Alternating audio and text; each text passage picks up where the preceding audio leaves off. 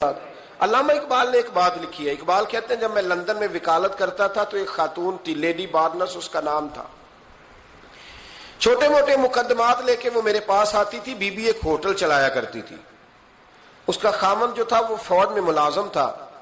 اقبال نے خود لکھا ہے, اقبال فرماتے ہیں کہ ایک دن وہ خاتون پھر کسی کیس کے سلسلے میں میرے پاس آئی, تو جب وہ آئی تو اس نے نقاب اوڑھا ہوا تھا, برقع کیا ہوا تھا.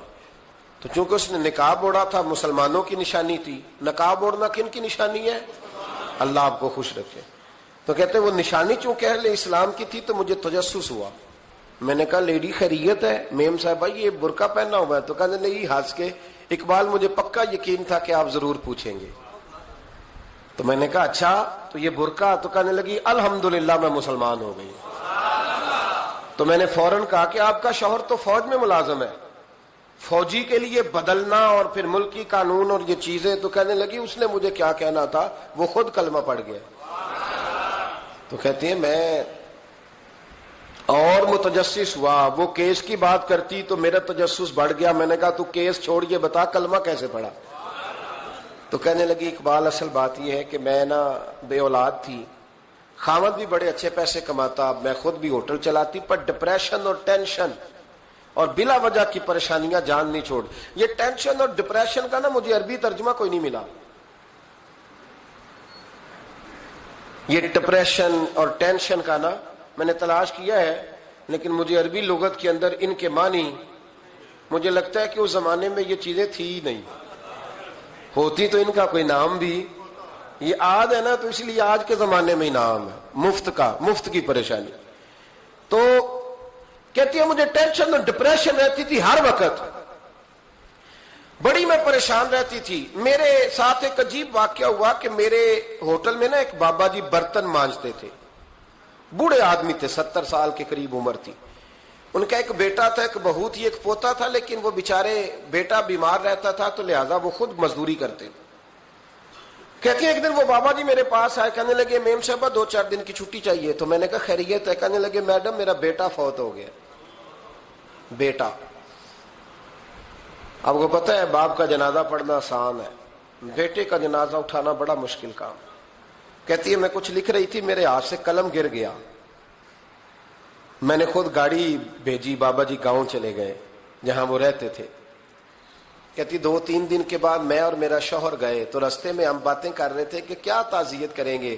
ایک ہی بیٹا تھا, کوئی رشتہ دار بھی نہیں, تو اس کی تو کائنات اجڑ گئی, کن لفظوں سے اسے تعزیت کیا کہیں گے.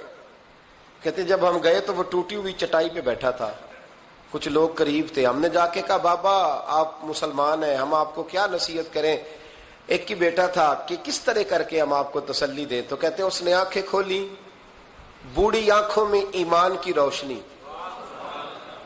کہنے لگا بی بی کیا تعزیت کی بات کرتی ہو, میں نے کوئی پیسے جمع کرا کے بیٹا لیا تھا, خدا نے فضل سے دیا تھا, عدل سے لے گیا ہے. میں اپنے رب کے فیصلوں میں بڑا راضی ہوں, اللہ بڑا کریم ہے, وہ لے گیا, اس کا مال تھا. آپ یقین کریں ہمارے دیہاتی لوگ یہ کہا کرتے تھے, میں نے کانوں سے سنا ہے. ایک بوڑھے آدمی کا ایک دفعہ بیٹا فوت ہو گیا تو کسی نے اس سے کہا بابا چھوٹی عمر میں بچہ چلا گیا, تو مجھے لفظ نہیں بھولتے. کہنے لگے پتر اللہ دی فصل ہے, کچی وڈے تامی ہو دیے. سنے آپ نے بھی کبھی یہ فکرہ, کچی وڈے تے پکی لے جائے تے تامی ہے جو ہو دی. تو جب اس کا جی چاہا وہ لے گیا. اللہ اکبر. وہ خاتون کہتی ہے کہ وہ بابا جی سے میں نے کہا کہ چلو آپ 1 مہینے کی چھٹی کر لے. تو کہنے لگا نہیں میڈم میں مسلمان ہوں, مفت کی روٹی نہیں کھاتا, مزدوری کر کے کھاتا ہوں, میں انشاءاللہ 2-3 دن کے بعد کام پہ آ جاؤں گا. کہتے ہیں وہ چند دنوں کے بعد آ گیا. اللہ کی قدرت کے ابھی 2-3 ماہ گزرے تھے, پھر آیا. میڈم چھٹی چاہیے کچھ دنوں کی. میں نے کہا خیریت ہے؟ کہنے لگے وہ میری بہو بھی ہارٹ اٹیک سے فوت ہو گئی. کہتے اب میں بھی تڑپ گئی اور عیسائی ہو کہ میری آنکھوں میں آنسو آ گئے. میں نے کہا گھر کا دروازہ بند ہو گیا, اب یہ بیچارہ کیا کرے گا. وہ اپنے شوہر کے غم میں ہارٹ اٹیک سے فوت ہو گئی. کہتے ہم پھر 2-3 دن کے بعد تعزیت کے لیے گئے, پھر ٹوٹی ہوئی چٹائی, بوڑھا نہ اپنی انگلیوں سے زمین پر کچھ بنا رہا. کہتے قریب گئی اور میں نے جا کے کہا بابا اب تو تسلی آپ نے خود ہی کرنی ہے, جو نظام تھا وہ تو ہو گیا. تو کہتے ہیں پھر اس نے آنکھیں کھولی, آسمان کی طرف دیکھا تو کہنے لگا بیٹی کوئی پریشانی نہیں, میرا بیٹا بغیر شادی کے بھی تو فوت ہو ہی سکتا تھا نا, بس میرے مالک نے جب چاہا جیسے چاہ ہوا. میں انشاءاللہ 2-4 دن کے بعد کام پہ آؤں گا. یہ میرا 3-4-5 سال کا پوتا ہے, ابھی اسکول داخل ہوا ہے, میں ساتھ لے آؤں گا, وہاں میرے ساتھ اوپر کوارٹر میں جہاں میں رہتا ہوں یہ بھی رہے گا. کہتی ہے میں سختے میں آ گئی اس کی کیفیت دیکھ کے.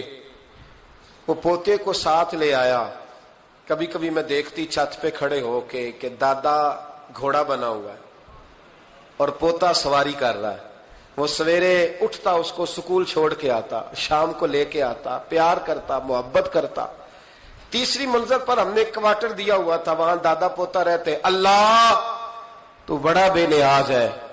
کہتی ہے اقبال ایک دن نا پوتا اوپر والی منزل پہ کھیل رہا تھا, اس کا پیر پھسلا, وہ گردن کے بل زمین پہ گرا. مجھے خبر ہوئی تو میں دوڑی, ایمبولینس منگائی. خون سے لتھڑے ہوئے اس بچے کو دادے نے اپنی گود میں رکھا. اور جب ہم ہسپتال کی طرف گئے تو ہاسپٹل بعد میں آیا, جناب اسرائیل پہلے آ گئے اور کہتے ہیں وہ گود میں دم توڑ گیا. پھر دادے نے اسے اپنے ہاتھوں سے غسل دیا, پھر اس نے اپنے بوڑھے ہاتھوں سے قبر کھودی اور پھر مٹی ڈال کے کہنے لگا انا للہ و انا الیہ راجعون. جے سونا ہی میرے دکھ وچ راضی, جے سونا ہی میرے دکھ وچ راضی. پھر سکھ نو چولہے ڈاواں. کہتے ہیں وہ مٹی ڈالی اس نے, اور جب وہ واپس پلٹا تو میں بازو سے تھام کے ہوٹل قریب لائی اور میں نے اس کے قریب کہا کہ بابا تو ٹوٹ گیا ہے, تو بکھر گیا ہے, مجھے محسوس ہوتا ہے کہ اب نہ تیری راتیں اور تیری صبحیں اور تیری شامیں غموں میں گزریں گی. تو کہتے ہیں یوں اس نے ہاتھ رکھے اور یوں آنسو چھٹک دیے. کہنے لگا میڈم کیوں میرے اندر کوئی عقیدہ نہیں, میں کوئی لوارث ہوں, میرا کوئی رب نہیں, میں کیوں پریشان رہوں گا, میں تو پکا ہوا پھل ہوں. تھوڑے دن گزریں گے قبر میں جاؤں گا, اور جب جنت میں جاؤں گا تو اللہ میری بیٹے سے بھی ملاقات کرائے گا, میرے پوتے سے بھی ملاقات کرائے گا, میرا رب ساری ملاقاتیں کرا دے گا. میں اپنے اللہ کی رضا پہ بڑا راضی ہوں. وہ خاتون کہتی ہے میرا اور میرے شوہر کا کلیجہ پھٹنے لگا.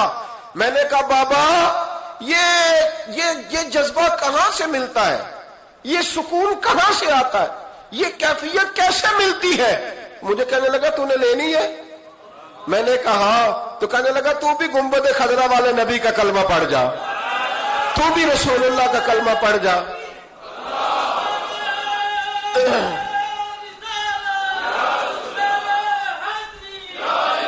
میرے محبوب کا کلمہ پڑھ, اللہ تجھے سکون عطا کرے گا.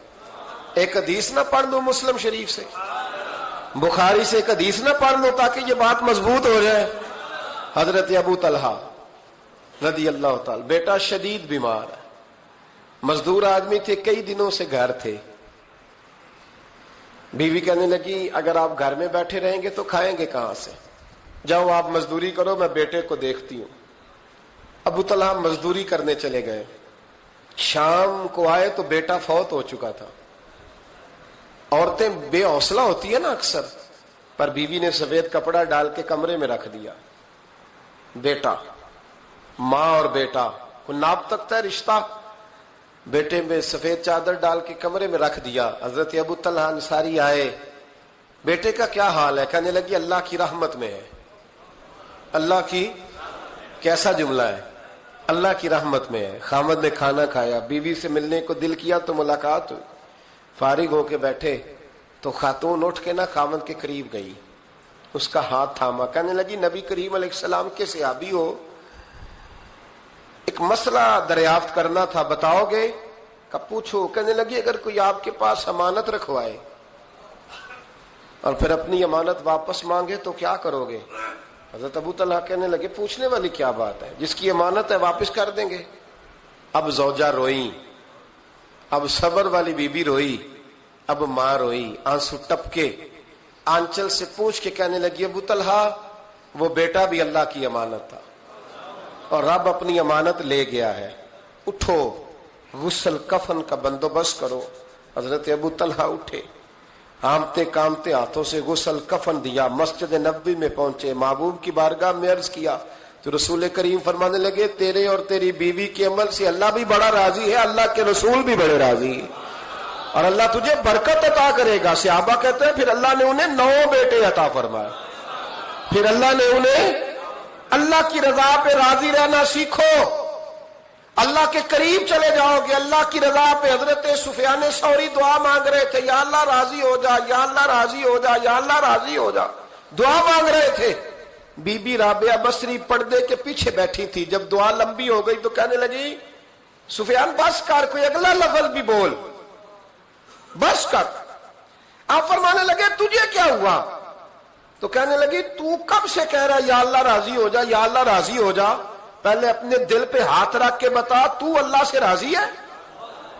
تو راضی ہے اللہ سے؟ تو روز نہیں کہتا پیسے نہیں ہے میرے پاس مجھے دے، تو روز نہیں کہتا یا اللہ فلانی چیز کوئی نہیں دے، اے اللہ فلاں کو دے دیا مجھے کیوں نہیں دیتا معاذ اللہ، تو روز شکوے نہیں کرتا؟